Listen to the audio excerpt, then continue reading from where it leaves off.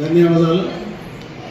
ఎందుకంటే కాంగ్రెస్కి మద్దతు చేస్తామని పిలుపు ఇవ్వగానే మొత్తం దాదాపుగా 90% మంది ఆదివేశ్వరు వారినగర్ ఆదివేశ్వరు రావడం జరిగింది. వారికి మరొకసారి ధన్యవాదాలు తెలియజేస్తూ మన నాయకుడు ప్రజా నాయకుడు జీవన్ రెడ్డి గారు వారికి నమస్కారాలు తెలియజేస్తూ కార్యక్రమాలు కానీ వారి చేసే అభివృద్ధి కార్యక్రమాలు కానీ దాదాపుగా చూస్తున్నాను. డెవలప్మెంట్ అంటే జీవన్ రెడ్డి గారు, అభివృద్ధి అంటే జీవన్ రెడ్డి గారు. వారు 82లో సందీప్ రెడ్డిగా నేను చల్లపల్లి గ్రామ సర్పంచ్గా పనిచేసినటువంటి సందర్భాల్లో నేను వేరే పార్టీలో ఉన్నా, తెలుగుదేశంలో ఉన్నా కానీ మొట్టమొదటి వారు తెలుగుదేశంలో తదుపరి నేను టీడీపీలో కంటిన్యూ అవుతూ అక్కడ ఉన్నా కానీ ఏదైనా ఒక చిన్న అభివృద్ధి కార్యక్రమం అయినవి కాదు, అభివృద్ధికి రోడ్డు కావాలి, ఇదైతే బాగుంటుంది, ప్రజలకు సౌలభ్యం అవుతుందని చెప్పగానే దాన్ని స్పోర్ట్స్గా తీసుకొని కంప్లీట్ చేసినటువంటి సందర్భం. అందుకు ఉదాహరణ మా కమ్నూరు వంతెన గోదావరి పైన ఎన్నో సంవత్సరాల నుంచి ఇబ్బందులు పడుతున్నటువంటి సందర్భంలో అప్పుడు వారు మినిస్టర్గా ఉంది. 25 కోట్లు ఇమీడియట్ మంజూరు చేయించి ఎన్నికల లోపు దాన్ని శంకుస్థాపన చేసి పని స్టార్ట్ చేయడం జరిగింది. నిజంగా అది చిరస్మరణీయం. ఇక మా మూల డెవలప్ అయిందంటే జీవన్ రెడ్డి గారి పుణ్యం. అది ఎప్పటికీ వారికి నేను రుణపడి ఉంటాను. ఎందుకంటే తను పని చేసినా కానీ కొంతమంది తనకు అప్పుడు సపోర్ట్ చేయలేదు, ఓట్లే రాలేదు అక్కడ, అంత పెద్ద పని చేసిన అదేది పట్టించుకున్నటువంటి వ్యక్తి. ఇవాళ మనం వ్యతిరేకం చేసేది ఈ వ్యక్తి, మనం పని చేయొద్దు అనేటువంటి ఆలోచన వారికి లేదు. నేను దగ్గర నుండి చూసినటువంటి వ్యక్తి. నేను ఏ పని అయినా ఎప్పుడైనా నేను ఫోన్ చేసిన రెస్పాండ్ అయినటువంటి వ్యక్తి జీవన్ రెడ్డి గారు. కరీంనగర్ ఉమ్మడి జిల్లాలో ఒక మంచి నాయకుడు. మనం దురదృష్టవశాత్తు మన ఎన్నికలలో వారిని ఓడించినట్టున్నది మనమే. అది పెద్ద నష్టం జరిగింది మనకు. దయచేసి మేము ఒక యూనిటీగా వాణినగర్ 200 కుటుంబాలు ఉంటాయి మన దగ్గర. 200 కుటుంబాలు ఈ జగిత్యాల పట్టణానికే తలమానికంగా మన 200 కుటుంబాలు నిరంతరం శ్రమించి మన వాణినగర్ సంఘంలో నాకు తెలిసి 3 వార్డులు మిగతామైనాయి. 4 వార్డు కొంచెం ఉంది, 23, 24, 25, 26. ఈ 4 వార్డులలో మనం అత్యధిక మెజారిటీ రాబోయే ఎంపీ ఎన్నికలలో 70% ఓట్లు వేయిస్తామని నాకు నమ్మకం ఉంది. దయచేసి అందరం కలిసికట్టుగా పనిచేద్దాం, కానీ గెలిపించుకుందాం, తనతో పని తీసుకుందాం అని చెప్పి ఈ సందర్భంగా మీ అందరికీ మనవి చేస్తూ ఇది ఒక మంచి అవకాశం మనకు. మన తప్పు జరిగింది, ఇప్పుడు మనం దాన్ని సరిదిద్దుకుందామని చెప్పి మనస్ఫూర్తిగా మనసాభావంగా కోరుకుంటూ అందరం ఖచ్చితంగా మేము సపోర్ట్ చేస్తాము, మేము మెజార్టీ ఇస్తామని చెప్పి వారికి తెలియజేసుకుంటున్నాం. జై హింద్, జై కాంగ్రెస్. పెద్దలందరికీ మరియు ఇక్కడికి వచ్చేసినటువంటి సోదరిమణులందరికీ నమస్కారాలు తెలియజేస్తున్నాను. ఈరోజు ఈ ఆత్మీయ సమ్మేళనంలో ఈ మనకు గవర్నమెంట్ నా ప్రభుత్వం కాంగ్రెస్ పార్టీ ప్రభుత్వం వచ్చిన తర్వాత వాళ్ళు చేసే పనులకు ఆకర్షితులై ఇప్పుడు అందరూ పార్టీలకు రావడం జరుగుతుంది. కొంచెం చిన్న పొరపాటు జరిగింది, గతంలోనే వచ్చే ఉంటాయి. ఈరోజు మనం మంచి స్థాయిలో జీవన్ రెడ్డి గారిని చూసేవాళ్ళము. అయినా ఇప్పటికైనా మనకు పోయింది ఏమీ లేదు. వచ్చే పార్లమెంట్ ఎన్నికల్లో కాంగ్రెస్ పార్టీకి సమిష్టిగా మన జగిత్యాలలో ఉన్నటువంటి ఆర్యవైశ్యులు కలిపి మరియు మిగతా మండలాల్లో ఉన్నటువంటి వాళ్ళకు కూడా పరిచయం ఉన్న వాళ్ళతో మనం ఓట్లు గెలిచినా కానీ పెద్ద మెజార్టీతో గెలిపించుకోవచ్చు. ఖచ్చితంగా ఈసారి పార్లమెంట్ ఎలక్షన్లో అందరూ కలిసి సమిష్టిగా కృషి చేయాలని వైశ్యుల తరఫున నేను మీ ముందుకు వచ్చి కోరుతున్నాను. ఖచ్చితంగా దయచేసి ఈసారి అందరూ ఆర్యవైశ్యులు అందరూ దయచేసి చేయాలని కోరుతున్నాను. ముఖ్యంగా మనకు జగిత్యాల పట్టణంలో నుండి నడిపొట్టున ఉన్నటువంటి మన వైశ్య భవన్ కూడా గతంలో నాకు అసలు నా పెళ్లి కూడా కాలేదు కావచ్చు, అటువంటి సమయంలో అంత మంచి పెద్ద భవనాన్ని వైశ్యులకు ఇచ్చిండు. దాని జీవితాంతం అసలు లైఫ్ లాంగ్ కాంగ్రెస్ పార్టీకి రుణపడి ఉంటాం వైశ్యులు అనే వాళ్ళం. కానీ ఈసారైనా ఖచ్చితంగా వైశ్యులు అందరూ సమిష్టి కృషి చేయాలని పదే కోరుచు సార్కి మంచి మెజార్టీ ఇవ్వాలని కోరుతున్నాను. అని ఆమె ఎక్కడుండో వచ్చి ఇక్కడ నిలబడి నేను ముగ్గుర కూతురు అని చెప్పుకోవడం కాక ఆమె 75 లక్షలు మంజూరు చేసింది. వాళ్ళని నాకు ఇప్పుడున్న ఎమ్మెల్యే సంజయ్ కుమార్ నేనే చేసినాను కాదు, దయతలిచి సీనియర్ నాకు తెలుసు మన సీనియర్ నిజంగా ఒక తప్పు చేసాం కాదు, తప్పు జరిగింది, అవేర్నెస్ లేక కూడా జరిగింది. మరి రాబోయే పార్లమెంట్ ఎన్నికల్లో జాతీయ నాయకత్వమే ముఖ్యంగా రాహుల్ గాంధీ గారికి అత్యంత సన్నిహితుడై రాహుల్ గాంధీ కోరిక మేరకు ఇవాళ పార్లమెంటు సభ్యత్వానికి మనకు నియమింపబడినటువంటి మన జీవనకు ఈసారి ఈ సార్వత్రిక ఎన్నికల్లో మనమంతా తప్పకుండా సహకారం చేసి పెద్ద ఎత్తున జగిత్యాల టౌన్లో ముఖ్యంగా బయట రిజల్ట్స్ వచ్చిన తర్వాత శాసనసభ ఎన్నికల్లో మన వైశ్యులను కామెంట్ చేయని వారంటూ లేరు. మరి ఎందుకు అనేది ఆత్మ పరిశీలన చేసుకుంటూ ముఖ్యంగా యువత, మహిళా సోదర యువత, మహిళా యువత కూడా ప్రతి ఒక్కరు కూడా ఒక్కొక్కరికి ఫోన్ చేసి వ్యక్తిగతంగా కన్విన్స్ చేయడం జరుగుతుంది. ఒకటి హిందుత్వం అనేది భారతదేశంలో ఒకటి పెద్ద ఎత్తున మీడియా సపోర్ట్ తోని జరుగుతుంది. మరి గత 10 సంవత్సరాలు కూడా రాష్ట్రంలో కాకుండా భారతదేశంలో రాజకీయం చేస్తున్నటువంటి పార్టీ మతతత్వం రెచ్చగొట్టే తప్పితే మరి ఎలాంటి కూడా ప్రోగ్రెస్ లేదన్న మాట మనం అందరం గ్రహించాలి. ముఖ్యంగా ఇక్కడ వచ్చిన పెద్దలు, మహిళలు కూడా తమ పిల్లలకు ఓటుకు వచ్చిన పిల్లలందరూ కూడా ఒక అవేర్నెస్ తీసుకురావాల్సిన ఆవశ్యకత తప్పకుండా ఉన్నది. మరి 4 దశాబ్దాల నుండి జనమే తన జీవితము ప్రజలకే సేవకే అంకితమైనటువంటి మరి మన జీవనను రాష్ట్ర నాయకత్వం, ముఖ్యమంత్రి కూడా అతి సన్నిహితంగా మెలిగి ఎన్నో సలహాలు తీసుకుంటూ మరి 6 గ్యారెంటీ పథకాలను అజేయంగా అమలు చేస్తున్నటువంటి వాటి మనం గమనించాలి. అదేవిధంగా పార్లమెంట్ ఎన్నికల్లో మత సామరస్యత గురించి మనం మళ్ళీ ఒకసారి ప్రత్యేకంగా వినపడిస్తున్నా. యువతకు మన అవేర్నెస్ తీసుకొచ్చి కాంగ్రెస్ పార్టీని దేశ రాజకీయాల్లో మళ్ళీ పునఃప్రతిష్ఠ చేసే విధంగా దానిలో భాగంగా మరి జీవనను మన అత్యంత నాయకుడు గెలిపించాలని మీ అందరినీ మనసు నిండా వేడుకుంటూ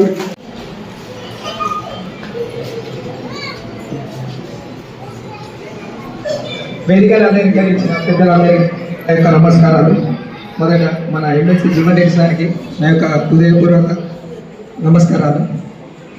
ఈరోజు సారి మనం ఒక విధంగా ఎంపీగా ఎలక్షన్లో మనం అంటే నా ముందు నేను చెప్తున్నాను, మీరు గెలవాలని నేను కోరుకుంటున్నాను. సో అందరినీ ఒక విధంగా సార్ ఎప్పటి నుంచో మన వైశ్యులంటే చాలా ఇష్టం సార్కి. ఓకే, ప్రతి ఒక్కరు కూడా ఈ వేదిక మీద ఉన్నవారు కూడా అందరూ వైశ్యులే. సో అందరినీ ఒక విధంగా సార్ ఎప్పుడు ఎల్లవేళలా కృషి చేస్తూ అందరినీ కాపాడుతూనే ఉన్నాడు. సో ప్లీజ్ నాకు ఈ టైం ఇచ్చినందుకు పెద్దలకు అందరికీ నా యొక్క నమస్కారం. మరి వాణినగర్ ఆర్యవైశ్య కుల బాంధవులకు స్వాగతం, సుస్వాగతం. మన ఎమ్మెల్సీ జీవనన్న రావడం మనకు చాలా చెప్పలేదు. ఇక్కడ ఈ వాణినగర్ మన కలకలలాడినట్టే అన్నగారు ఇక్కడ మళ్ళీ గెలిచి మనకు అన్ని విధాలుగా అంటా తోడుకుంటారని చెప్పేసి నేను సభాముఖంగా చెప్పడం జరుగుతుంది. అన్న ఎప్పుడైనా వెల్కమ్ అని అంటారు కానీ నో వెల్కమ్ అని ఎప్పుడు చెప్పరు. అన్న అంటారు, ఎప్పుడు మనకు ఉండాలని అందరికీ కోరుతున్నాను. కాంగ్రెస్ పార్టీ సమ్మేళనానికి వచ్చిన కుల బాంధవులకు, అన్న జీవనన్న గారికి, పెద్దలకు, వేదికను అలంకరించిన అందరికీ కృతజ్ఞతలు. ఇప్పుడు పార్లమెంటు ఎలక్షన్లు వస్తున్నాయి కాబట్టి అన్నగారిని గెలిపించి మన వైశ్యులు కూడా బాగా మంది ఉన్నారు. అన్నగారిని గెలిపించి మన కౌన్సిలర్ కూడా వచ్చే 6 months వరకు ఉన్నాయి. ఆ టైంలో కూడా అన్నగారిని గెలిపించుకొని మనకు కూడా టికెట్లు కావాలని కోరుచున్నారు. ముందు జరిగిన తప్పుని ఇప్పుడు మేము కవర్ చేసుకుంటాం సార్. తప్పకుండా మీకు మా సపోర్ట్ ఉంటుంది. ఖచ్చితంగా 1,00,000 ఓట్ల మెజారిటీతో మీకు రావాలని మనస్ఫూర్తిగా కోరుకుంటున్నాను సార్. అనుబంధం లేక ఎప్పుడు అండదండలు ఉండే మన వైశ్యులకు ఎలాంటి ప్రాబ్లం వచ్చినా సార్ దగ్గరికి చేదోడవలుగా ఆ సమస్యను తెలియపరుస్తూ మీకు ఎప్పుడు కూడా తెలియని నగ్న సత్యం ఏంటంటే కంటాల సీనన్న చేసేది ఎప్పుడు కూడా ఫ్రెండ్స్ మన వ్యాపారం కానీ ఏదైనా కూడా సమస్యలు వచ్చినా సార్ దగ్గర తీసుకుపోయి మన సమస్యలు సాల్వ్ చేస్తున్నారు. వారి అమూల్యమైన స్పీచ్ను మా వాణినగర్ కుల బాంధవులకు ఇవ్వవలసిందిగా కోరుతున్నాము. స్వాగతం, సుస్వాగతం సీనన్న గారికి. మిత్రులు మరి వాణినగర్ కుటుంబ సభ్యుడు దిలాన్ గారి గొంతు కొంచెం ఇన్ఫెక్షన్ కారణంగా వారు మాట్లాడారు. ఒక్క నిమిషం శుభాకాంక్షలు చెప్పిన తర్వాత వారి గురించి కానీ నేను కూడా మాట్లాడేది చెప్తాను. ఒక్క నిమిషం. వాణినగర్ కుల బాంధవులందరికీ ఈరోజు నాకు గురువు మా ఫాదర్ లెక్క నిజంగా లెక్క పేసి కనిపించింది. ముందుగా నేను గతంలో కష్టకాలంలో జీవనాలకు కొంచెం ద్రోహం చేసి అనిపించింది. వేదిక మీద చెప్తున్న జీవన సారీ కొన్ని రోజులు కొన్ని కలిగిపోయినట్టు నేను అడిగిపోయినా ఏదో చిన్న మనస్పర్ధతో వెళ్ళినందుకు సభాముఖంగా నా మనస్ఫూర్తిగా సారీ చెప్తున్నాను. అయినా నేను ఏ పార్టీలో ఉన్నప్పటికీ నాకు ప్రతి క్షణం అండదండగా ఉంది. నా ఎదుగుదలకు తోడ్పడిన జీవనకు రుణం నేర్చుకున్న సమయం ఆసన్నమైంది. కొంచెం నాకు ఈ శివరాత్రి వల్ల కొంచెం గొంతు ఇన్ఫెక్షన్గా నడుస్తుంది.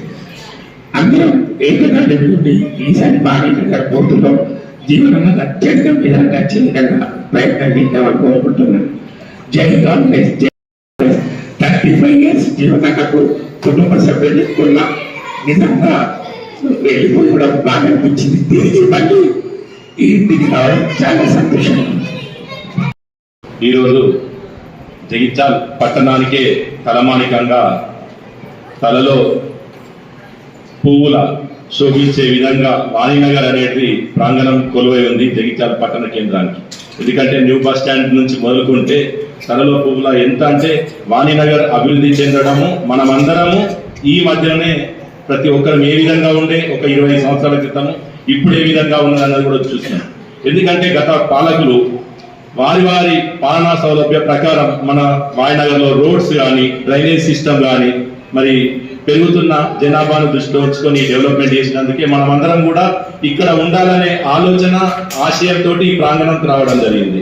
ఈరోజు ముఖ్యంగా వాయినగర్ ఆర్యవైశ్య కాంగ్రెస్ పార్టీ ఆత్మీయ సమ్మేళనకు విచ్చేసిన మన ముఖ్య అతిథి మన పట్టభద్రుల శాసన మండలి సభ్యులు పెద్దలు జీవనన్న గారికి ప్రప్రథమంగా స్వాగతం సుస్వాగతంగా నేను ఒక విషయం చెప్తున్నా. వారు ఆనాటి నుండి ఈనాటి వరకు కాదు, ఇంకా వారు ఉన్నన్ని రోజులు కూడా ఏ ఒక్క వ్యక్తికో ఏ ఒక్క కులానికో ఏ ఒక్క మతానికో అని కాకుండా ప్రతి ఒక్కరి శ్రేయస్సు కోరుకునే ఏకైక నాయకుడు నిజంగా జీవన్ రెడ్డి గారు. ఈ ప్రాంగణం కాకముందు పెద్దలు నారాయణ దాస్ గారి చేతుల మీదుగా అనేక సందర్భాల్లో యజ్ఞయాగాలు జరిగినప్పుడు వారు ఇతోరికంగా నేను వారి వెంట కూడా ఒక 3-4 పర్యాయాలు, ఎందుకంటే అప్పుడు నేను చిన్నపిల్లని, నేను 91 ఎడ్యుకేషన్ అప్పటి నుంచి కూడా 1991 డిగ్రీ విద్యను అభ్యసించినప్పటి నుంచి NSI లోపల ఒక ప్రధాన భూమికను పోషిస్తూ ఆనాటి నుండి ఈనాటి వరకు కూడా కాంగ్రెస్ పార్టీ కార్యకర్తగా ఉన్నా. నాకు ఇప్పుడు ఇంకొక సంతోషం ఏంటి అంటే నేను మీ ప్రాంగణం నుంచే నేను మ్యారేజ్ చేసుకోవడం, మా మామయ్య వాళ్ళ కుటుంబం కూడా ఇదే వాయినగర్ లోపల ఉండడం కూడా నాకు సంతోషం. మీ అందరి ప్రతి ఒక్కరి ఇంటికి కూడా అనేక పర్యాయాలు అనేక సందర్భాల్లో ఎన్నికల సందర్భాల్లో అయితేనేమి మామూలు సందర్భాల్లో అయితేనేమి ప్రతి ఒక్కరితోటి కూడా వ్యక్తిగత పరిచయం కానీ నేను అనేక సందర్భాల్లో రావడం జరిగింది. చాలా మంది అంటుంటే ఒక్కొక్కసారి బాధ అనిపిస్తుంది, మన వయసులు బయటకు రాలేకపోవచ్చు, కానీ ఓటు విషయం లోపల చాలా మంది అంతర్గతంగా జీవనన్న మీద అభిమానంతో ఓటేసిన వాళ్ళు ఇక్కడ ఈ ప్రాంగణం లోపల కూడా ఉన్నారు. అసలు వేయలేదంటే కూడా మనసు ఒప్పే పరిస్థితి లేదు.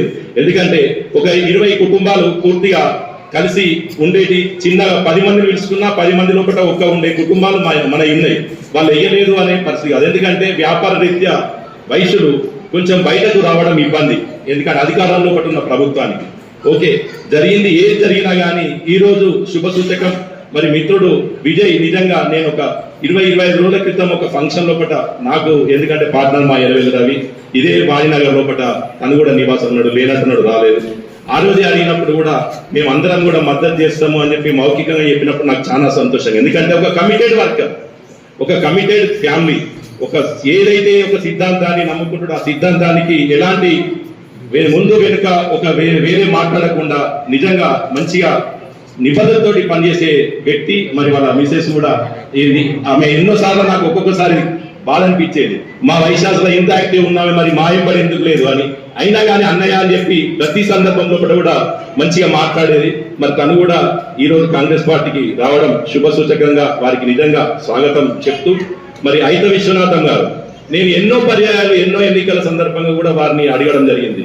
లాస్ట్ టైం మాట ఇచ్చారు, కానీ మన ఎమ్మెల్యే ఎలక్షన్ అప్పుడు వారు US వెళ్ళడం వలన వారు ఈ పర్యాయం లేకుండా కానీ ఇప్పుడు వచ్చిండ్రు. వారు కూడా ఎందుకంటే ఒక అంకిత భావంతో ఏం ఆశించకుండా మరి మనం ఒక నమ్ముకున్న సిద్ధాంతమే కానీ నమ్ముకున్న నాయకుడు కానీ అది నిజంగా ఒక వ్యవస్థల ప్రతి వ్యక్తి యొక్క లక్షణం అది. ఎందుకంటే మనం నమ్ముకున్న వారికి ప్రేమలను పంచడం కానీ బాధ్యతను పంచుకోవడం కానీ వాళ్ళ బాధ్యత నిర్వర్తించడం లోపల ఎలాంటి వెనుకడుగు వేయకుండా శ్రీనివాస్ నేను ఒక్కసారి కమిట్ అయినా నేను అలా కమిట్ అయినా నేను తర్వాత చూస్తా అని చెప్పని ఎన్నో సందర్భాలు చెప్పి ఈ రోజు ఈ ప్రాంగణంలో మరి కుటుంబ సమేతంగా మేము జీవన్ రెడ్డి గారికి మద్దతు చెప్తా అని చెప్పి చెప్పడం నిజంగా సంతోషిద్దాం. అదే విధంగా అనేక మంది ఉన్నారు ఇక్కడికి వేదిక మీదకి రాకపోవచ్చు, ఇక్కడికి వచ్చిందంటేనే కాంగ్రెస్ పార్టీ పట్ల మరియు జీవన్ రెడ్డి గారి యొక్క నాయకత్వం పట్ల అచంచల విశ్వాసం ఉండే ఈ ప్రాంగణానికి రావడం జరిగింది. ముఖ్యంగా మనం ప్రతి ఒక్కరం దేవుణ్ణి పూజించేటోళ్ళం. ఆ దేవుని పూజించేటప్పుడు ఒక్కసారి ఆలోచించు, ఇక్కడ ఉన్న ధర్మశాల స్థలము ఈ రోజు అన్యాక్రాంతం కాకుండా ఎవరు కూడా కబ్జా చేయకుండా అది దేవాదాయ ధర్మాదాయ కాపాడడం లోపల ముఖ్య భూమిక పోషించడం జరిగింది అంటే కేవలం జీవన్ రెడ్డి గారి తప్ప. లేకపోతే ఒకవేళ అన్యాక్రాంతం అయ్యే పరిస్థితి ఉంటే నేను కూడా ఒక గుంట తీసుకొని దానిలో ఒక రూమ్ వేసుకున్నట్టు అంటే అటువంటి పరిస్థితి జగిత్యాల కాడ ఎక్కడ కూడా ఉత్పన్నమయ్యే అవకాశం లేని ఒక నిబద్ధత గల నాయకుడు జీవన్ రెడ్డి గారు. మరి రామాలయం లోపల రాముని కళ్యాణం మనం గతంలో కూడా చూస్తున్నాం, ఇప్పుడు కూడా చూస్తున్నాం. ఒక శాశ్వత ప్రాతిపదికన షెడ్ కూడా అక్కడ వేయడం జరిగింది. అదే విధంగా ఎట్లంగడి మన విద్యానగర్ ప్రాంగణం లోపల రాములవారి ఆలయం అది ఎండోమెంట్ ఆలయం జాగా దానిలో కూడా ఆలయ నిర్మాణం లోపల వారు విశేష కృషి చేసిందనడం లోపల నిస్సందేహం జగిత్యాల ప్రాంతానికి నాడు చుట్టుపక్కల వాళ్ళందరికీ కూడా ఏర్పాటు. మూడవది మన అభయాంజనేయ స్వామి టెంపుల్ అరవింద్ నగర్ లోపల అయింది కూడా మన పెద్దలు మన పురపాలక సంఘ చైర్మన్ గా గిరినాభూషణం గారు ఉన్నప్పుడు ఆ స్థలాన్ని మరి అక్కడ ఒక గుడిసెలు ఉండే అక్కడ డ్రింకింగ్ అంతా ఎన్నో చెడు వ్యసనాలకు అలవాటు అక్కడ ఉన్న ప్రాంగణం లోపల ఉన్న వాళ్ళకు కూడా చాలా ఇబ్బంది జరిగిన సందర్భం లోపల ఆ స్థలాన్ని ఖాళీ చేయించి మరి ముందు భాగం లోపల ఆలయ నిర్మాణానికి అవకాశం ఇచ్చి తనే ముందుండి ఆంజనేయ స్వామి విగ్రహం కూడా నా బాధ్యతగా నేను అందజేస్తానని చెప్పడం జరిగింది.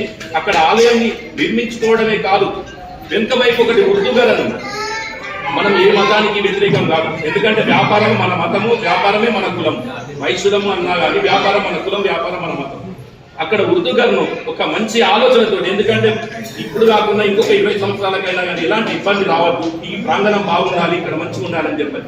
వారికి శాశ్వత ప్రాతిపదికన వారికి ఎందుకంటే వాళ్ళకు కూడా సౌలభ్యమైన యూనివర్సిటీ ప్రాంగణంలో కూడా ఉర్దూగర్ నిర్మాణం నిధులు అందజేపించి ఈ ఉర్దూగర్ ప్రాంగణం కూడా ఇవాళ మనం ద్వాదశ జ్యోతిర్లింగాలు అమ్మవారి అద్దాల మండపం ఉన్న ప్రాంగణం ఆ ప్రాంగణం అటువంటి మరి నిజంగా ఇది చూస్తా ఉంటే ఎవ్వరు కూడా వేయరు. మరి ఇలాంటి ఒక మహోన్నతమైన ఆశయాలు, ఒక మహోన్నతమైన వ్యక్తిత్వం ఉన్న వ్యక్తికి మనం నిజంగా మనము అవకాశం వచ్చినప్పుడు ఏ విధంగా ఉపయోగపడాలో ఆ విధంగా ఉపయోగపడ్డప్పుడే మన జన్మ నిజంగా సార్థకం జరుగుతుందని చెప్పి ఈ సందర్భంగా తెలియజేస్తూ మరి రానున్న ఎన్నికల లోపల కానీ ఏ విధమైన అవకాశాలు ఏర్పడినప్పుడు మనం అందరం యుద్ధ కంఠంతో ఏకగ్రీవంగా మనమే కాదు మనం ఎందుకంటే రోజు వ్యాపారం పరంగా అందరం వ్యాపారానికి సంబంధించిన వాళ్ళం ఉన్నాం, వ్యాపారంలో కూర్చుంటాం. మనం వచ్చిన వాళ్ళకు రోజు ఒక 100 మంది వస్తారు. ఎటువంటి వ్యక్తి మరి నిజంగా ఈ వ్యక్తికి మనం ఎందుకు చేయాలి అని చెప్పి మనం ఒక 5 నిమిషాలు మన సామాన్లు కొనేంత లోపల అతని మైండ్ వాష్ చేసైనా కానీ మనం స్థానిక నాయకత్వాన్ని బలపడతాం, మన స్థానికులకు మనం అవకాశం ఇద్దాం. మరి మనం అందరం కలిసి జీవన్ రెడ్డి గారికి మద్దతు చెప్తామని చెప్పి మన బాధ్యత. ఇప్పుడు ఇక్కడ వచ్చిన వాళ్ళందరూ చిన్న వ్యాపారైనా పెద్ద వ్యాపారైనా రిటైల్ ఉద్యోగులైనా కానీ ఒక వాకింగ్ ప్లేస్ లో అయినా కానీ ప్రతి ఒక్కరు ఒక బాధ్యత తీసుకొని మరి ఒక కంకణ బద్దులై పనిచేయాల్సిన తరుణం ఉంది. మరి మనం అందరం ముందుకు వచ్చినప్పుడే మరి విజయం అనేది మనకు చేకూరుతుందని చెప్పి నాకు ఈ అవకాశం ఇచ్చినందుకు కృతజ్ఞతలు. జై వాసవి మాత.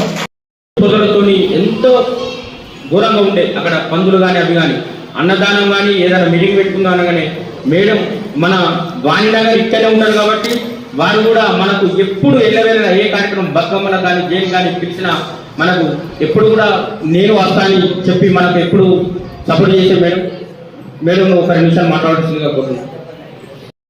ఆత్మీయ సమ్మేళనానికి ముఖ్య అతిథిగా విచ్చేసిన జీవనన్న గారికి మరియు వేదిక పైన పెద్దలందరికీ ఇక్కడ విచ్చేసిన సోదరీమణులందరికీ హృదయపూర్వకంగా ధన్యవాదాలు. నిజంగా చాలా సంతోషం ఇంతమంది వ్యాధులైనందుకు. అదేవిధంగా ఇప్పుడు కాంగ్రెస్ పార్టీ అధికారంలోకి వచ్చినాక ముఖ్యంగా 6 పథకాలలో మహిళలకు సంబంధించినవి చాలా ఉన్నాయి. అంటే ఇక్కడ ఇప్పుడు చెప్పాల్సి వస్తుంది ఏంటంటే మీ ముఖ్యంగా ఓట్లు వెళ్ళి అడిగినట్టయితే తప్పకుండా మహిళలకే ముఖ్య పాత్ర ఉంటుంది. ఎందుకంటే మహిళలు అర్థం చేసుకున్నట్టయితే ప్రతి ఒక్కరికి అర్థమయ్యేలా చెప్పచ్చు. ఆ విధంగా ముందుకెళ్ళాలని కోరుకుంటున్న మహిళలందరినీ కూడా. ఎందుకంటే మనకి సంబంధించిన ఈ సిలిండరే కానివ్వండి, కరెంటు బిల్లే కానివ్వండి, అదేవిధంగా ఆరోగ్యశ్రీ 10 లక్షలు ఇవి కూడా మనకి అంటే లేడీస్కి ముఖ్యంగా ఏదైనా సిలిండర్ అయిపోయినా ఇంట్లో ఉండరు కానీ 1200 కట్టాల్సిన పరిస్థితి, అలాంటిది ఇప్పుడు 500కే వస్తుంది. ఇలాంటివి ప్రతి ఒక్కరికి తెలియజేయాలి. ఎందుకంటే ఓన్లీ పెన్షన్ అనే కాకుండా ఇప్పుడు ఈ 6 పథకాలతోని ప్రతి ఒక్క ఇంటికి దాదాపుగా సంవత్సరానికి 20,000 వరకు కూడా మనకి లాభం అవుతుంది. అంటే తెలియకుండానే కాంగ్రెస్ పార్టీ మనకి 20,000 వరకు కూడా సంవత్సరానికి మనకు ఆదా చేస్తుంది. ఇవన్నీ కూడా ప్రతి ఒక్కరికి తెలియజేయాల్సిన బాధ్యత మహిళలకి ఎంతైనా ఉంది. ఇక్కడికి సంబంధించి వాణినగర్లో ఉన్న మీరందరూ కూడా తెలుసు. అదే కానివ్వండి, కరీంనగర్లో బైపాస్ ఉంది, అది కానివ్వండి, ప్రతి ఒక్కటి చేయడం జరిగింది. అంటే ఇవన్నీ మీరు తెలియాలి అంటే కంపల్సరీగా తెలిసి ఉండాలి జీవన్ ఏం చేశారని. అంటే మినిస్టర్ అయినా మళ్ళీ గవర్నమెంట్ వచ్చింది కాబట్టి ఒక అధికారము జీవనన్న చేతిలో ఉంటే చేయగలుగుతారు ప్రతి ఒక్కరికి. అంటే ఫ్యూచర్ ఇప్పుడు ఒక పని చేస్తున్నారంటే దాంతో ఫ్యూచర్లో ఎంత ఉపయోగపడుతుంది అనేది తనకు తెలుసు. కాబట్టి అనుభవజ్ఞం అయితేనే దానికి ఏదైనా చేయగలుగుతారు. ఇలాంటి అనుభవం ఉన్న వ్యక్తిని మనం ఇప్పుడు కోల్పోయాము. మరి ఇంత తర్వాత ఇప్పటికైనా ఒకసారి మళ్ళీ వచ్చే ఛాన్స్ కూడా మిస్ చేసుకోవద్దు అని కోరుకుంటూ మరొకసారి మహిళలందరికీ కూడా తెలియజేసేది ఒకటే, ప్రతి ఒక్కరి దగ్గరికి ఇంటికి వెళ్ళి వాళ్ళకి వచ్చే సదుపాయాలే కానివ్వండి, కాంగ్రెస్ పార్టీ వల్ల వాళ్ళకి ఏదైతే ఇళ్ళలో వచ్చే కరెంటు 200 యూనిట్ల ఫ్రీ కానివ్వండి, కరెంటు బిల్లే కానివ్వండి, సిలిండరే కానివ్వండి, ఇవన్నీ చెప్పాల్సిందిగా ప్రతి ఒక్కరిని కోరుకుంటూ ఈ మరోసారి మీ అందరికీ కూడా కృతజ్ఞతలు తెలియజేసుకుంటూ సెలవు. కార్యక్రమానికి వచ్చేసిన మన ప్రియతమ నాయకులు, నిరంతర ప్రజాసేవకులు పెద్దలు జీవన్ రెడ్డి గారు, వేదిక పైన ఉన్న పెద్దలు మరియు సోదరిమణులందరూ కూడా నమస్సమానాలు తెలియజేస్తూ, జీవన్ రెడ్డి గారు 1983లో ఎమ్మెల్యే అయిన తర్వాత అప్పుడు గ్రామాల్లో కరెంటు లేని గ్రామాలు ఎన్నో ఉంటాయి. ఇక్కడ చాలామంది గ్రామీణ ప్రాంతానికి లక్షల వాళ్ళు కూడా ఉన్నారు. మీ గ్రామాలలో ఎర్ర బస్సు ఆర్టీసీ బస్సు అనేది లేకుండే. గతంలో ఇక్కడ ఏర్పాటు కావాల్సిన ఆర్టీసీ బస్ డిపోలు కొద్దిమంది స్వార్థ కొరట్లకు తీసుకుపోయారు. అప్పుడు సార్ మంత్రి అయిన తర్వాత ఇంటి రామారావు తీసుకొచ్చి జగిత్యాల బస్ డిపో ఏర్పాటు చేస్తే ఇవాళ గ్రామానికి ఆర్టీసీ బస్సు నడుపుతున్నారంటే అది జీవన్ రెడ్డి గారు చేసిన పని చెప్పక తప్పదు. అంతేకాకుండా అప్పటి నుండి ఇప్పటి వరకు జగిత్యాల ప్రాంతంలో ఏ అభివృద్ధి జరిగినా అది జీవన్ రెడ్డి గారితోనే జరిగిందని చెప్పక తప్పదు. మరి గతంలో వైశాఖభవన్ కూడా వైశాఖలో కొంతమంది కొట్లాడుకొని దాన్ని ఎండోమెంట్కి అప్పయిపోయారు.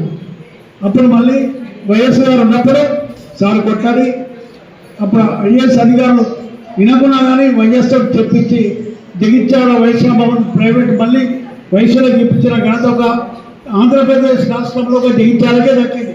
ఎక్కడ ఎవరు ట్రై చేసినా కాలేదు, కానీ ఒక జగిత్యాల మాత్రం జరిగింది. దాన్ని మనం ఎప్పటికి కూడా మర్చిపోద్దని చెప్పి తెలియజేస్తున్నాం. లేకపోతే ఇప్పటికీ మొన్న ఎన్నికల సార్ గెలిచుంటే ఇవాళ నెంబర్ 2 స్థానం ఉంటుండే, ఉన్నతమైన స్థానం నుండి ప్రాంత అభివృద్ధికి ఎంతో జరుగుతుండే. మేము బయట అప్పుడప్పుడు పోతుంటే అది ఏం జగిత్యాల ప్రజలే జీవన పొందుతారా, ఇవాళ ఏ పరిస్థితులు ఉంటుండే, ఎంతమంది పొందుతూ ఉంటుండే, ఎంత అభివృద్ధి జరుగుతుందంటే మేము తలకింది చేసుకునే పరిస్థితి కనబడదు. ఇప్పటికైనా సార్ ఇప్పుడు మొన్న ఇక్కడ మంత్రి అవుతుండే, ఇప్పుడు కేంద్రంలో మంత్రి అవుతారు. మనందరం తప్పక గెలిపించాలి, గెలిపించి అత్యధిక ఢిల్లీ పంపించాలి, ఢిల్లీలో జీవనున్న వారిని నిలిపించాలి. సార్కు ప్రభుత్వం వచ్చినా మంత్రి అయితే రాకుండా ప్రతిపక్షాలు ఉండి కూడా ఈ జగిత్యాల ప్రాంతానికి ఎన్ని నిధులు తేవాలని నిధులు వచ్చే సత్తా సార్కున్నది. ఇప్పటికైనా అధికారంలో ఉన్నోడికి బల్పు బాబు తెలియదు. ఉన్న కేసీఆర్ ఎవరు తప్పక వస్తాడు, ఇక్కడ కూడా అందరు మళ్ళా బక్కోడు వస్తాడు, మళ్ళా బక్కోడు వస్తాడు ముందు పని ఏమైంది. ఇప్పుడు మోడీ కూడా అంతే ఉన్నది, ఏం లేదు డెవలప్మెంట్, పెట్రోల్ లేదు, గ్యాస్ ధరలు అన్ని చూస్తారు కదా.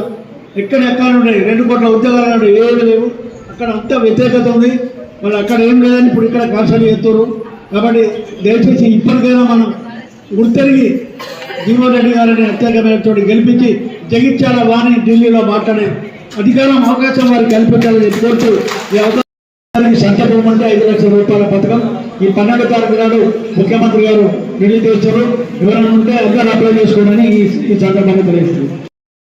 ఈరోజు వాణినగర్ ప్రాంతానికి చెందినటువంటి ఆర్యవైశ్య సోదరులు సోదరిమణులు ఈ ఆత్మీయ సమ్మేళనాన్ని ఏర్పాటు చేసి మీ అందరితో కలిసేటువంటి అవకాశం కల్పించినటువంటి మాంగల్ రాజన్న గారు, అట్లాగే మిత్రుడు ప్రకాష్ గారు గతంలో ఏదైతుందో ఈ వాణినగర్ ప్రాంత ఆర్యవైశ్య సమాజానికి అధ్యక్షులుగా బాధ్యత నిర్వర్తించినటువంటి వారు మిత్రులు గిరి రామకృష్ణ గారు, అక్కడ మా పట్టణ కాంగ్రెస్ అధ్యక్షుడు కొత్త మోహన్ గారు, పట్టణ మహిళా కాంగ్రెస్ అధ్యక్షురాలు అయినటువంటి సోదరి అనిత గారు, జిల్లా మహిళా కాంగ్రెస్ అధ్యక్షురాలు విజయలక్ష్మి గారు, మిత్రుడు కంట్లా శ్రీనివాస్ గారు, జగిత్యాల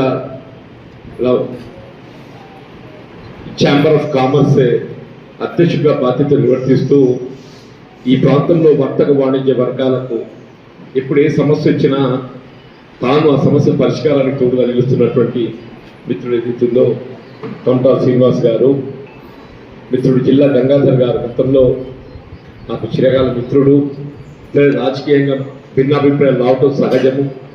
ఇవాళ మళ్ళీ ఏదైతుందో ఈ క్లిష్ట సమయంలో నాకు అండగా నిలిచి రేపు రాబోయేటువంటి పార్లమెంట్ ఎన్నికల్లో నా విజయానికి తోడ్పడాలని ముందుకు వచ్చినటువంటి జిల్లా గంగాధర్ గారు, వారి మిత్రులు సహచరులు, ముఖ్యంగా రాచకొండ విజయ్ ప్రణీత గారు చెప్పట్టు నేను వారి కుటుంబం నాకు చాలా ఆప్యాయ కుటుంబం. వారి నాన్నగారు ఇవాళ ఏదైతుందో భవిష్యత్తు జగిత్యాల పట్టణ ఈ ప్రాంత అభివృద్ధి కొరకు మీకు దోహదపడేటువంటి ఒక అవకాశం కల్పింప చేయబడాలనేటువంటి ఒక భావన తలపుతోని ఇలా ప్రణీత కూడా ఆ ఉత్సాహవంతురాలు, మరి అమ్మాయి కూడా ఏదైతుందో ఒక బిడ్డగా నాకు అండగా నిలవాలని చెప్పి ముందుకు వచ్చేందుకు అమ్మాయి కానివ్వండి, పెద్ద ఆయన విశ్వనాథం గారు అని చెప్పంటారు, అందరూ కూడా ఒక్కొక్కరు పరిచయం చేస్తుంటే నిజంగా ఇంతకాలం నుండి వీరందరి యొక్క మద్దతు నేను పొందలేకపోవటం నాకు కొంత బాధ అనిపిస్తున్నాను అని చెప్పంటారు. మొత్తం ఎన్నికలు గెలవడం ఓడడం అనేది సహజం, ఒకసారి గెలుస్తాం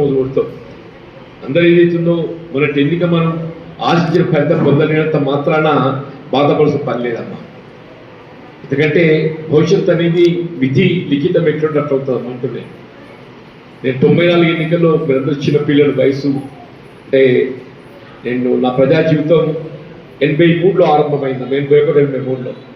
అప్పటిలో సుదీర్ఘంగా ప్రజా జీవితంలో కొనసాగుతున్నాను. ఎన్నికల్లో అందరూ ఏదైతుందో ఎప్పుడు మెట్టు ఎక్కాలని చెప్పి నేను భావిస్తాను, తలుస్తాను. నేను మెట్టు ఎక్కడం ఎట్లెక్కుతుంటానో మళ్ళీ అక్కడికే దాన్ని దిగడం కూడా అట్లా జరుగుతుందమ్మా. నాకు నేను 83లో మెట్టెక్కినా మళ్ళీ 85లో ఆశించిన ఫలితం పొందలేకపోయినా, 94లో మళ్ళీ ఎన్నికల్లో అసలు 89లో గెలిచింది నేను, 94లో మళ్ళీ ఆశ్చర్య ఫలితం పొందలేదు. 96లో ఉప ఎన్నిక వచ్చింది, అప్పుడు దానికి ఆశ్చర్యం అని చెప్పి అంటున్నా. ఎప్పుడేదో మిత్రులు ఎవరు మాట్లాడుతుండ్రు ఇలా వర్తక వాణిజ్య వర్గాలకు ఎదిరించిందో ప్రభుత్వాన్ని ఎదిరించాలి, కొంత ప్రభుత్వ ఒత్తిడి ఉంటుందని చెప్పాను. కానీ నేను 96లో చెప్తున్నామా నేను అంటే ఆనాడు ఉప ఎన్నిక మొత్తం రాష్ట్రమంతా తెలుగుదేశం పార్టీ ప్రభంజన. అప్పుడు ఉప ఎన్నికలు 11 వస్తే 9 టీడీపీ గెలిచింది. ఇక్కడ 2 మాత్రమే కాంగ్రెస్ గెలిచింది. అందులో ఒకటి జగిత్యాల ఏదైతే 1,00,000 ఓట్లు పోలవుతే 54,000 మెజార్టీలు గెలిచాం మనం. 54,000 మెజార్టీ ఇప్పుడు గుర్తున్న టవర్ సర్కిల్ నుండి మన వర్తక వాణిజ్య వర్గాలందరూ కూడా కంజలతో పాట చిరంజీవి గారు, గౌరిశెట్టి చిరంజీవి అని ఏదైతే వాళ్ళ కొంత ఆయన అనారోగ్యానికి గురై ఉన్నాడు, లేకుంటే ఆయన వాళ్ళ ఉత్సాహంగా మన అందరితో ఉండేటోడు చెప్పంటున్నాయి. నేను 96 ఉప ఎన్నికల్లో నేను గెలుపు సాధించడానికి నాకు జగిత్యాలలో గెలుపు బాట వేసింది ఎవరు అంటే మన వర్తక వాణిజ్య వర్గాలు చెప్పంటున్నాయి. అంటే వర్తక వాణిజ్య వర్గాలు కేవలం ఏదైతే ప్రభుత్వ ఒత్తిడి లొంగుతుందని చెప్పి భావిస్తుంది. ఆయన ఆనాడు ప్రభుత్వాన్ని ఎదిరించి నిలబడ్డారని చెప్పంటున్నా. ఇవాళ ప్రభుత్వానికి అనుకూలంగా ఉండొచ్చు కాక ఆనాడు ప్రభుత్వాన్ని ఎదిరించి నిలబడ్డారని చెప్పంటున్నాను. ఇవాళ కూడా చెప్పంటున్నామా నేను రేపు అదృష్టాన్ని కలిసి వచ్చిన పార్లమెంట్ సభ్యుడు గెలిస్తే మన వర్తక వాణిజ్య వర్గాలలో ఉండే ఒక సమస్య చెప్పంటున్నా. ఇవాళ ఏ సింగిల్ పాయింట్ ట్యాక్స్ అనే విధానం జిఎస్టీ వచ్చిందో, గూడ్స్ అండ్ సేల్స్ ట్యాక్సే. మీరు సింగిల్ పాయింట్ విధానం మంచిది, దానికి భిన్నాభిప్రాయం లేదు. కానీ కేవలం జిఎస్టీ సింగిల్ పాయింట్ విధానమైన సాకుతో ఏదైతుందో వర్తక వాణిజ్య వర్గాలపై పన్ను ఏదైతే విచిత్రం జరుగుతుందో దాని పట్ల కొంత మనం చర్చించాల్సిన ఆవశ్యకత ఉంది. వినియోగదారులకు భారం పడకుండా వర్తక వాణిజ్య వర్గాలు ఏముందామో మనకు ఎంతకు సరుకు లభిస్తే దాని మీద మనం లాభాన్ని ఒక 5% 10% చూసుకొని మనం విక్రయిస్తాం. అల్టిమేట్గా భారం ఎవరి మీద పడుతుంది? వినియోగదారు మీద పడుతుంది. అంటే మనం వినియోగదారుని దృష్టిలో పెట్టుకొని మనం ఆలోచించాలి.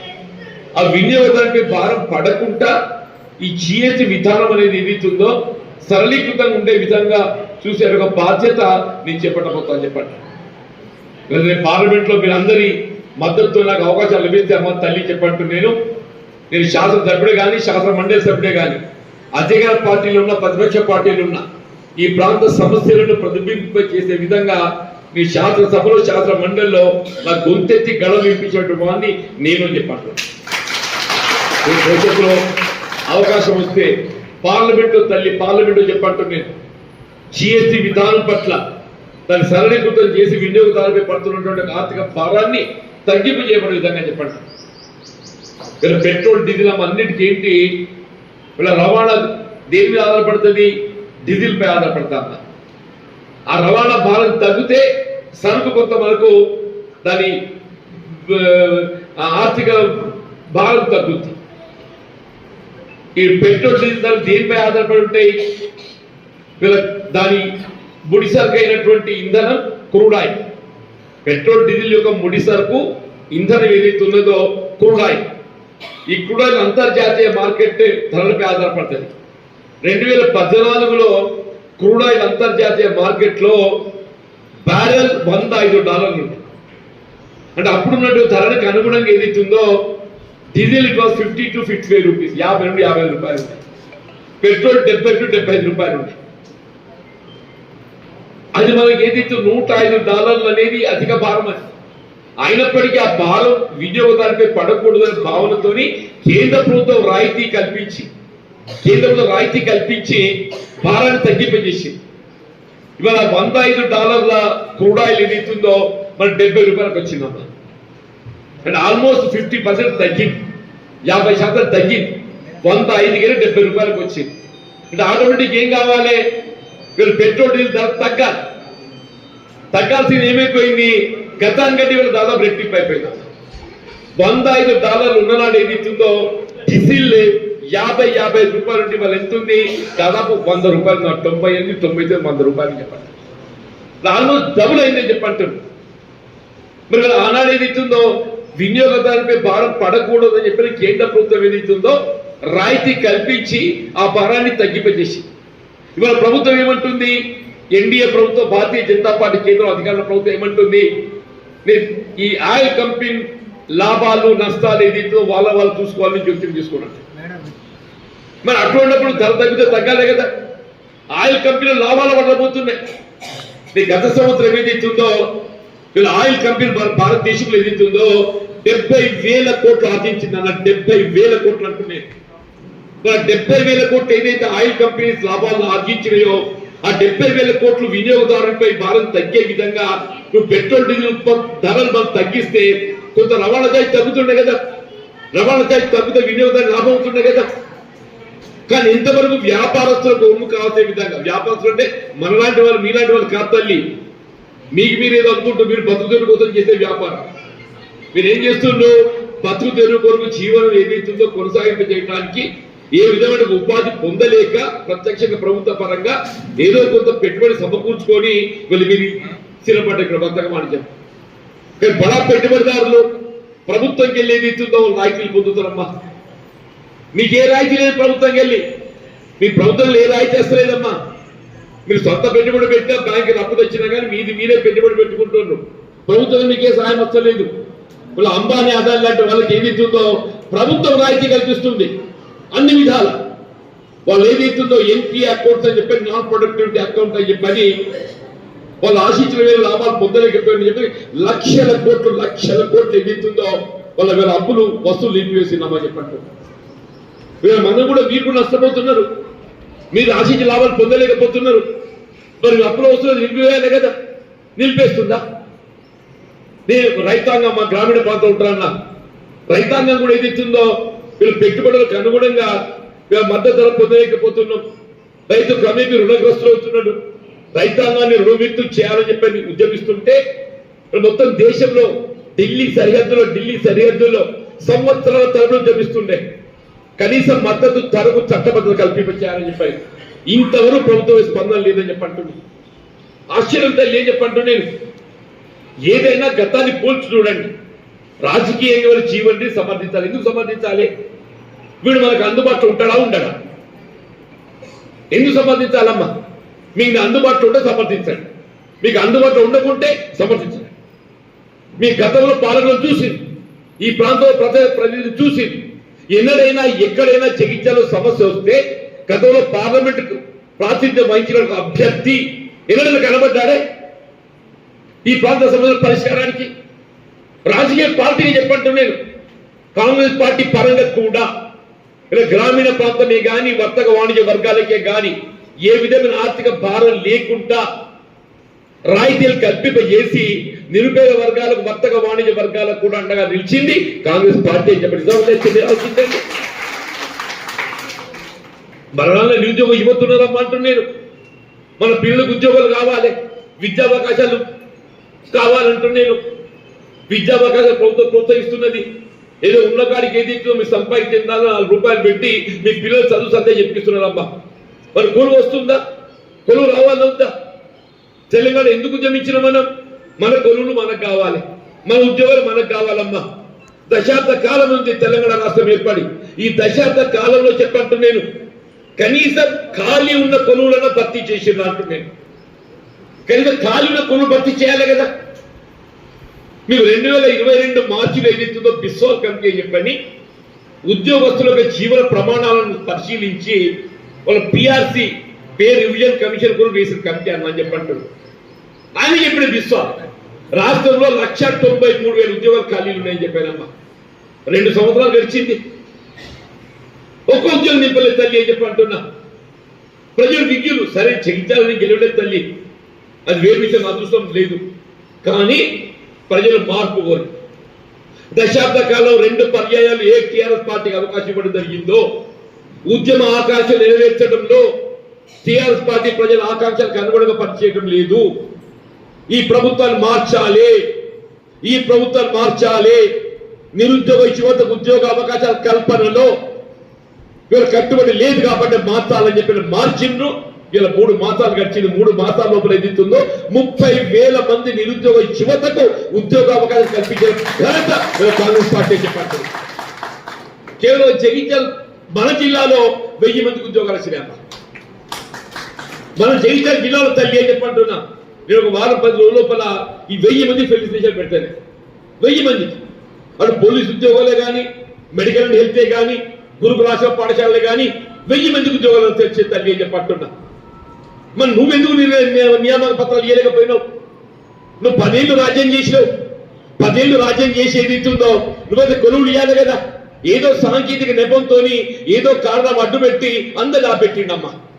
రేవంత్ రెడ్డి గారు సరే భవిష్యత్తు ఏమైనా మంచిదేనా, ఏదో నేను తీసుకుంటా, ఓ అటో ఇటో, ఓ లాభం నష్టమో ఏదేమన్నా కానీ నేను కొలువులో భర్తీ చేస్తా. రాష్ట్రం 30,000 మందికి ఇచ్చిండు, మన జగిత్యాలో 1000 మందికి వచ్చింది తల్లి చెప్పండి. సంవత్సర కాలంలో అంటే ఇంకా 9 మాసాలు ఉందమ్మా. ఇంకా 9 మాసాలు ఉంది. ఇంకా 170,000 ఉద్యోగాలు భర్తీ చేసే బాధ్యత ఈ ప్రభుత్వానికి తల్లి అని చెప్పండి. కేంద్రం కూడా అంతే, రాష్ట్రంగా తల్లి కేంద్రం కూడా చెప్పంటున్నా. కేంద్ర ప్రభుత్వంపై కూడా బాధ్యత ఉన్నది. ఇదే మోడీ గారు, నరేంద్ర మోడీ గారు 2014లో చెప్పిండమ్మా, కేంద్రంలో భారతీయ జనతా పార్టీ ఎన్డీఏ ప్రభుత్వం అధికారానికి వస్తే సంవత్సరాన్ని 2 కోట్ల ఉద్యోగాలు ఇస్తా చెప్పి 2 కోట్లు తల్లి టీవీ క్యాష్ పెట్టుబడి పెడతాను. 2 కోట్ల 10 ఏళ్ళలో ఎంతమంది ఉద్యోగాలు రావాలి? 20 కోట్లు. నిజమాబద్ధం తల్లి, 20 కోట్లు కాదుగా 10 ఏళ్ళలో 2 కోట్లు. 10 ఏళ్ళు రాజ్యం చేసి 2 సార్లు ఓటేసుకున్నాడు. కేసీఆర్ అయితే 2 సార్లు ఓటేసుకొని రాజ్యం చేసిండో మోడీ గారు కూడా 2 సార్లు ఓటేసుకొని రాజ్యం చేసిండారు. 20 కోట్ల మంది నిరుద్యోగ యువతకు ఉద్యోగ అవకాశాలు కల్పించిన బాధ్యత ఆయనపై ఉండే. 2 కోట్లు ఇవ్వలేదు. ఇలా యువత మా పరిస్థితి ఏం కావాలమ్మా? తల్లిదండ్రి గుండెలు కుప్పడైందమ్మని చెప్పి తల్లి గుండెలు కుప్పడైనట్టుండే. ఇలా ఆడపిల్ల పెళ్లి చేయడం అవకాశం ఉంది తల్లి. ఆమె వయసు బట్టి ఏదైతే చదువు బట్టి మన స్తోమత బట్టి ఏదో పిల్లలు చూసి పెళ్లి చేస్తాం. మొగలు పిల్లి బట్టి ఇస్తారా ఎవడైనా? మొగలు పిల్లలు అంటే ఏం కావాలి? వాళ్ళు బతుకుదెరువు కావాలి. మొగలు పిల్లలు అంటే ఏం కావాలమ్మా? బతుకుదెరువు కావాలి. కావాలద్దమ్మా. ఆడపిల్ల కన్నా తల్లిదండ్రులు ఏం చేస్తాడు? నా ఇంట్లో ఎదుగు పిల్లు ఉంది, పిల్లాడు ఉన్నాడని చెప్పి నాకు ఇళ్ళ పడి పోతారు, తెలిసి చుట్టాలు చెప్తారు, మార్గాలు చెప్తారు, ఏదో పిల్లాన్ని చూసుకొని ఉన్నట్టు చేసుకుంటారు. మగ పిల్ల అన్నాడు నా పిల్ల దొరుకుతలేదో కొడుకు చూస్తావా ఎక్కడని చెప్పి అడుగుతారా? మీరు ఏమనుకోవు దయచేసి, నువ్వు ఉన్నమాట చెప్తున్నాను. అంటే మగ పిల్లాడికి పరిస్థితి ఎందుకు వచ్చింది? వాళ్ళకి ఉపాధి లేకపోవడం, వాళ్ళకి బతుకుదెరువు లేకపోవడం. అదే వాళ్ళకి బతుకుదెరువు ఉంటే నా పిల్లిందని చెప్పి రాగలరా? వాళ్ళకి ఏం కావాలి? మన పిల్లలు ఆడబిడ్డ కానీ మగ బిడ్డ కానీ వాళ్ళ కొలువులు కాదు తగ్గి అని చెప్పి అంటున్నాను. రాహుల్ గాంధీ గారు పెద్దగా మాట్లాడలే. మోడీ గారు 10 ఏళ్ళకి 2 కోట్లు ఇస్తా అని చెప్పంటే రాహుల్ గాంధీ గారు నిన్న కాక మన 24 గంటలకు 45 గంటల క్రితం ఏది ఇస్తుందో నేను 40 లక్షల మందికి ఉద్యోగాలు ఇస్తానండి అధికారం. పెద్దగా మాట్లాడలే. ఆయన 2 కోట్లు చెప్పక 1 కోటి ఇవ్వలేదు. 10 ఏళ్ళలో 1 కోటి ఇవ్వలేదు. రాహుల్ గాంధీ ఒకటే మనం నేను 40 లక్షల మంది నిరుద్యోగ యువతకు ఉద్యోగ అవసరం కల్పిస్తున్నాను. వాస్తవికతకు అనుగుణంగా నిర్మాణాత్మక మాట ఎంత ఎంతో అంత మాట్లాడతారు. మాట్లాడినా అందరి స్కిల్ డెవలప్మెంట్ శిక్షణ ఇస్తా. నేను బ్రతుకుదెరువు కావాల్సిన శిక్షణ దేంట్లో నీకు నేర్పరితనం ఉన్నది, నీ చదువుకు అనుగుణంగా, నీ విద్యకు అనుగుణంగా, విజ్ఞానానికి అనుగుణంగా నేర్పరితనాన్ని కల్పించి నీ స్వయం ఉపాధి కల్పించేసే ఒక బాధ్యత నేను కల్పిస్తాను చెప్పండి. దయచేసి ఆలోచించండి, వ్యత్యాసాన్ని ఆలోచించండి చెప్పంటు నేను. అక్కడ మోడీ గారు ఏదైతుందో సాధ్యాసాధ్యాలు ఆలోచించకుండా ఎన్నికల్లో గెలవడమే లక్ష్యంగా పెట్టుకొని అది 2 కోట్లని నౌకరికి వచ్చింది. ఇక సాధ్యాసాధ్యాలు ఎంత చేయగలుగుతా, మనకి ఇంత చేయగలుగుతా, ఇది చేస్తా అని చెప్పి చెప్పింది కాంగ్రెస్ పార్టీ తల్లి. దీన్ని ఆలోచించండి చెప్పంటు నేను. ఇలా కాంగ్రెస్ పార్టీ నిర్మాణాత్మకంగా వివరించే పార్టీ కాంగ్రెస్ పార్టీ చెప్పండి. మొన్నటి అసెంబ్లీ ఎన్నికల్లో కాంగ్రెస్ పార్టీ ఏమన్నది? ఆడబిడ్డలకు ఉచిత రవాణా సౌకర్యం కల్పిస్తా అని చెప్పిందా. అందరూ ఆశ్చర్యపోయింది. ఈ చేతిలో అసలు ఆర్టీసీ దివాళ తీసింది, ఇది ఇక బస్ టికెట్లు ఏమి నడుస్తున్నట్టు ఎట్లా పోతుందో చెప్పండి. ఇలా ఆర్టీసీ లాభాల పడబోతుంది తల్లి అంటున్నా. ఇలా ఆర్టీసీ నీ పుణ్యమా, ఆడవాళ్ళ పుణ్యమా అని లాభాల పడబోతుంది అంటూ నేను. మీరు టికెట్ కొనుక్కుంటే 0 టికెట్ కొడితే ఆర్టీసీకి నష్టం కాదు. ఇలా ఎంత మీరు ఉచిత ప్రయాణం చేస్తారో అంత సొమ్ము ఏదైతుందో ప్రభుత్వం ఆర్టీసీకి చెల్లిస్తుంది. మీరేమనుకున్న టికెట్ లేదు, ఆర్టీసీ కుక్కడి వరకపోతు, ఆర్టీసీ కుక్కడి వరకపోతున్నాడు తల్లి. నువ్వు ఎంత దూరం ప్రయాణం చేస్తే ఆర్టీసీ నీకు ఎంత ఉచిత ప్రయాణ సౌకర్యం కల్పిస్తే ఆ రవాణా భారాన్ని ఏది ఇస్తుందో ఆర్థికంగా ప్రభుత్వం రియంబర్స్మెంట్ చేస్తుంది. దాని పర్యవసరంగా 21% ఫిట్మెంట్ ఇచ్చింది. అలా బహుశా పొద్దున పేపర్ చదువుతా అనుకుంటా, చదువుల పేపర్ మీద ఆర్టీసీ 21% ఫిట్మెంట్ ఇచ్చింది. వాళ్ళు చెప్పంటున్నా మొత్తం ఆర్టీసీ ఉద్యోగ స్పందన హర్షాతిరేకం వ్యక్తం చేస్తున్నారు. గత 10 సంవత్సరాల టీఆర్ఎస్ పార్టీ ఏదైతుందో టీఆర్సీ లేదు, వాళ్ళ ఉద్యోగ వేతన సవరణ లేదు, ఎక్కడో అక్కడ ఉంటే కాంగ్రెస్ పార్టీ 3 మాసాలు అవుతుందమ్మా ఆర్టీసీ ఉద్యోగస్తుల జీవిత ప్రమాణం పెంచే విధంగా ఏదైతుందో వాళ్ళకి 21% ఒక్కొక్కరికి 5-6 వేలు 7 వేలు పెరిగించామని చెప్పి నేను ఉచిత విద్యుత్ అమ్మా 200 లీటర్ల వరకు అని చెప్పంటు నేను. అందరూ సిద్ధుడి యొక్క ఇటు కరెంట్ బిల్లు ఏదో గిట్టిస్తారు అనుకున్నారు. ఈ నెల బిల్లు లేదమ్మా. రేషన్ కార్డు కలిగి ఉండి ఎవరైతే 200 యూనిట్ల లోపు కాలుస్తారో మీకు ఉచిత విద్యుత్. కొంతమంది అనుమానంతో ఇది వచ్చేలా పోయాడని చెప్పని ఆశలతో అప్లై చేసుకొని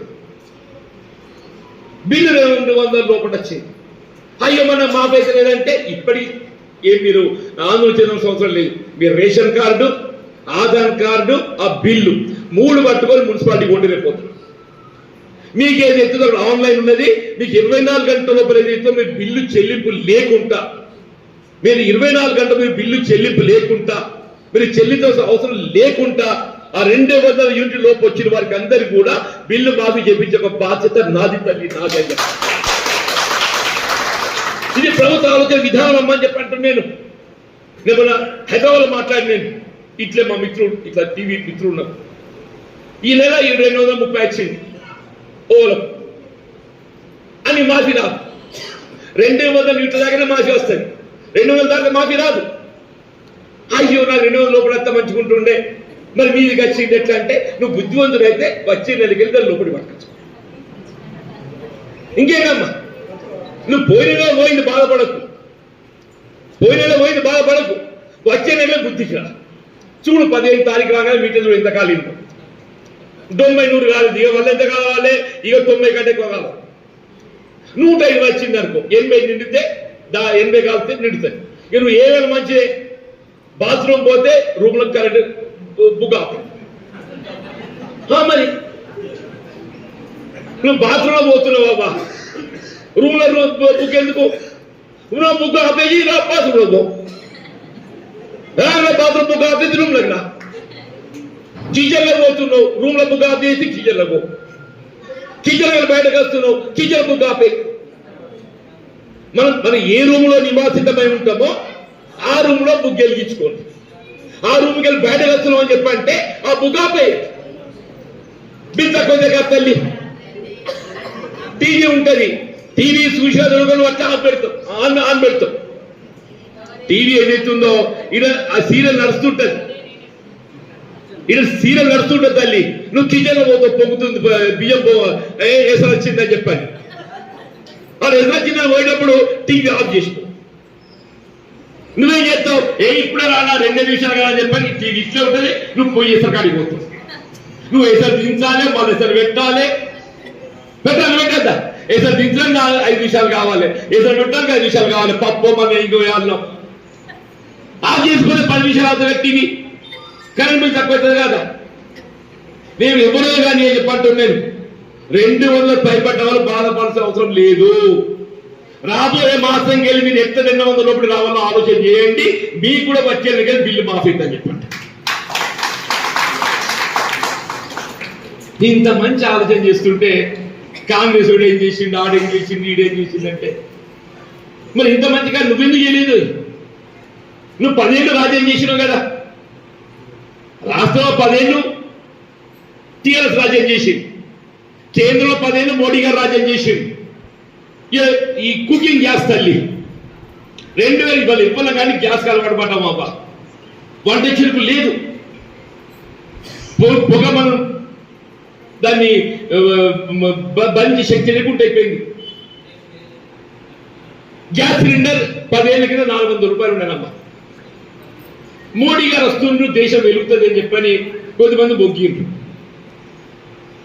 ఆయన గ్యాస్ తగ్గించాలో పెంచాలమ్మా, 400 1200 చేసి ఉజ్వల అని చెప్పి 300 తగ్గించింది.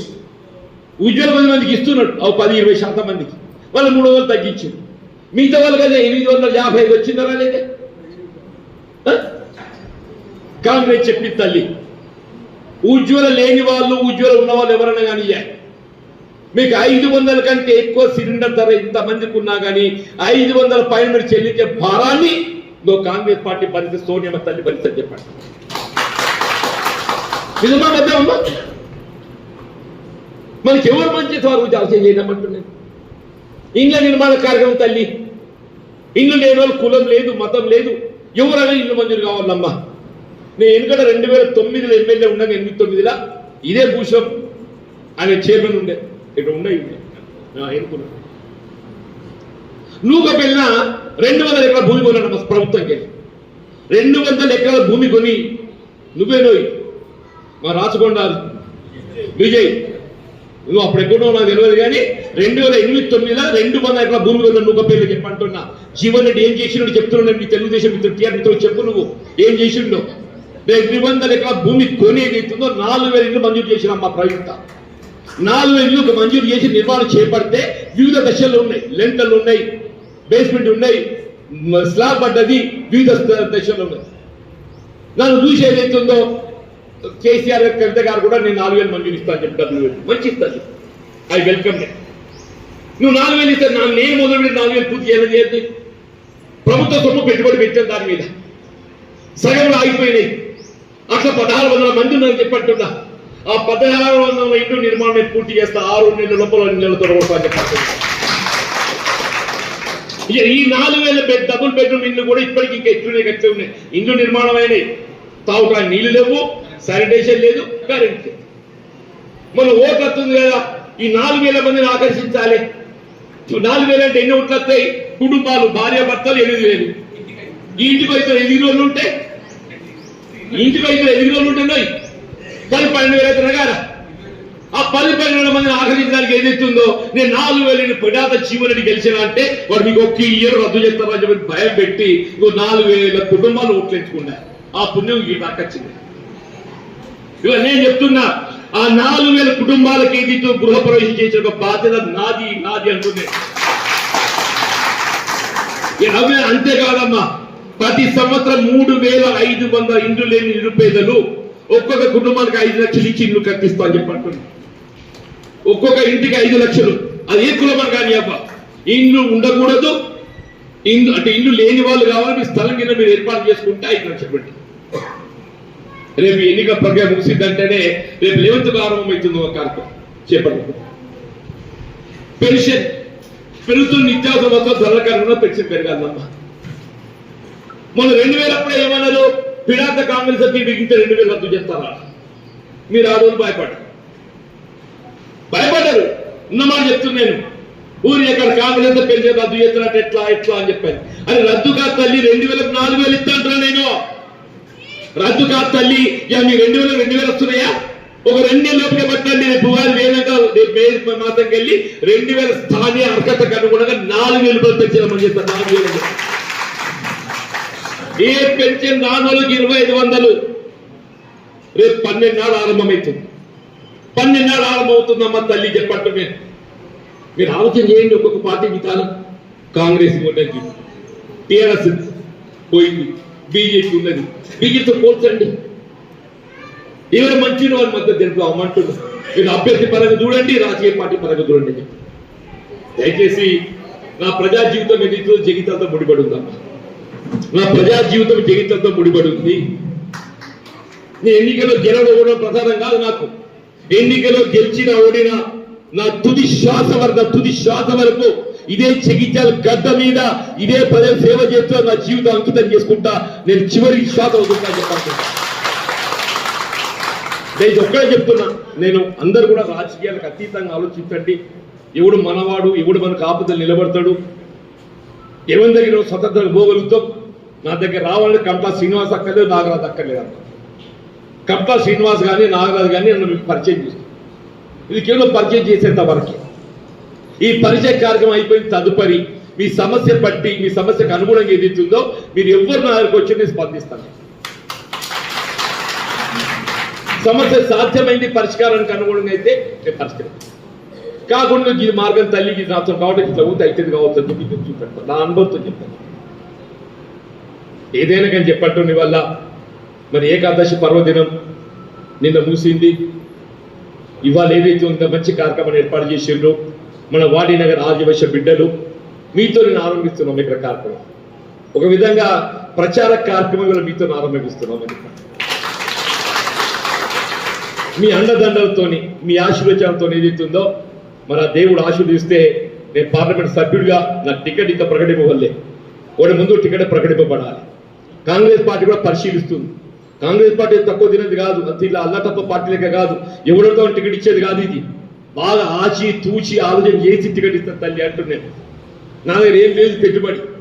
2 చూస్తున్నారు, జీవనని పేరు ప్రతిష్టలు మంచిగానే ఉన్నాయి, బాగానే ఉన్నాయి, కేంద్ర పెట్టుబడి. మరి పెట్టుబడి సంగతి ఎట్లా? పార్టీ పెట్టుకోవాలి. పార్టీ ఏమైనా పెట్టగలుగుతుంది ఆలోచన చేస్తుంది. మరి నేను పెట్టగలుగుతున్నా, మా దగ్గర జేబులు చేయబెట్టా అంటున్నాడు. మరి మొత్తం నేనే పెట్టాలి, బరువు మోయగలుగుతున్నా అని చెప్పి ఆలోచన చేస్తున్నాను. నేను చెప్పా, ఉన్నమాట చెప్పినా చెప్పంటూ నేను జగిత్యాల మట్టికి ఏదైతే నాకు ఉన్నట్టు పరిచయాల అనుబంధంతో పైసా ఖర్చు లేకుండా జగిత్యాల రోడ్డు ఎక్కించుకోండి. మీ దగ్గర పైసా పెట్టుబడి లేకుండా రోడ్డు ఎక్కించుకోవడం అతను కాదని చెప్పండి. నిజామాబాద్ పోయి నా జేబులు చేయబెట్టగా ఓటేరా అని చెప్పి నాకు ఏతో ఎవరికైనా ఈయన మీకు తెలిసిన కాబట్టి పెట్టుబడి లేకుండా మీరు సాయం చేస్తానికి చేస్తున్నా అన్న విశ్వాసం ఉన్నది. ఉన్నమాట చెప్తున్నా కదా చెప్పంటున్నా, పార్టీ పరిశీలిస్తుంది చెప్పంటున్నా.